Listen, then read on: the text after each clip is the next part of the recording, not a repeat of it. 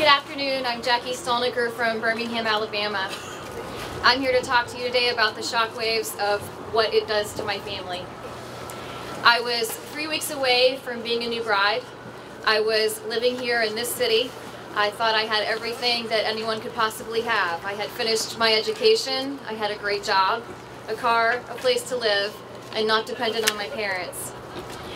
I was engaged. We had participated in an inappropriate relationship prior to the marriage that never happened.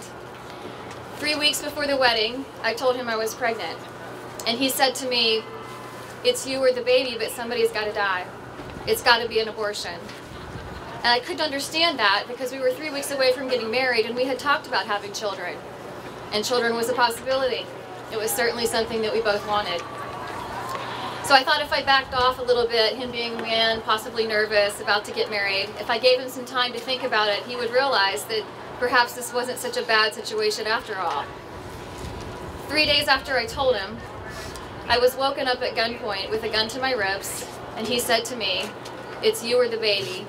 You make that decision." I had the gun to my back, was taken to the car out in the parking lot of where we lived, and driven to a clinic up in Bethesda, next to Bethesda Naval Hospital, where the gun laid in the floorboard of the car the entire way.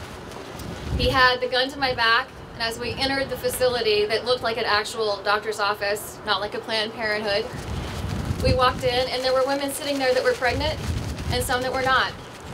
And I couldn't quite figure that out, but it gave me some hope, thinking perhaps this maybe wasn't going to happen the way he said it would. As I was starting to fill out my paperwork, I get called back, which was another red flag to me, because I was the last one to arrive, but the first one to go back. So a woman who said she was a nurse wanted to determine how old the pregnancy was.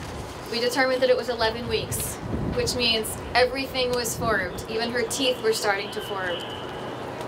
Before the paperwork could get finished, the doctor comes in and says, "Are we ready?" And I said no. And she said yes. And I said, "But I need to finish my paperwork." And he said, "Well, we're ready." So I was taken into the room and I thought, I have some hope. You have to examine what you plan to remove, correct? So as I thought the examination was being done, things got very, very painful and very intense. And I kept asking them to stop. I begged them to stop. And then I finally raised up and screamed, "Please stop."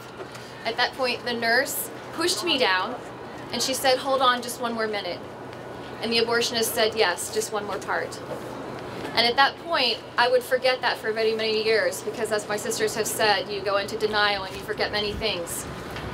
And it wasn't until someone said something to me about the different types and forms of abortion that I finally realized that my daughter had been dismembered piece by piece. And I've learned later on that most abortuaries go back and they place the children back together piece by piece to account for everything, if you're lucky. So after the procedure, there was no numbing medication, there was nothing to calm me down, nothing. The doctor said to me, "If you have excessive bleeding, you can go to the emergency room. If you have pain, you can take Tylenol," and release me. I walked out into what was the waiting room of that facility. My fiance was gone, never to be seen again. I walked across the street thinking there was a parking deck across the street, and I thought, well, maybe he had actually grown a conscience and maybe he's parked the car there. So as I proceed to go across the street in Bethesda, I collapsed in the middle of the road and almost bled to death by the time the paramedics got me. But what happened then was even worse. I was admitted to the hospital. I was living in a lie. I had a wedding in 3 weeks. I couldn't call my parents. I couldn't tell anyone. So it wasn't until literally half my life later that I would be able to tell my parents and then be able to seek the healing that I needed at Rachel's Vineyard. My parents were stunned at first. Then they started to see all the emotional problems that I was having. I was going to see shrink after shrink after shrink and being put on medication like a zombie. And finally I realized there had to be something else, and that's when I was introduced to Rachel's Vineyard. The beautiful part is that when I told my parents about this, Father Joseph actually told me that I needed to name my child because that would be very important at Rachel's Vineyard. And so the name came to me in adoration, Lily Gabrielle. So I shared that with my family, and when I got home from work that evening, there was this huge bouquet of when I was supposed to leave for this retreat. And it was lilies and white roses with a card that read, "We're with you and Lily all the way. Love, Mom and Dad." What they didn't understand is after that retreat, I would go public. And my first testimony was given here a few years ago.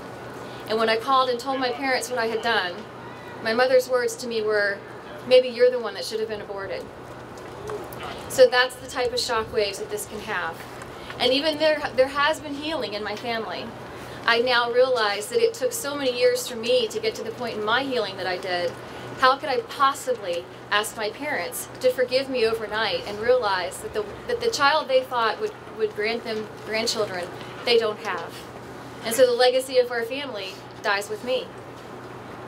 That's why I'm silent no more.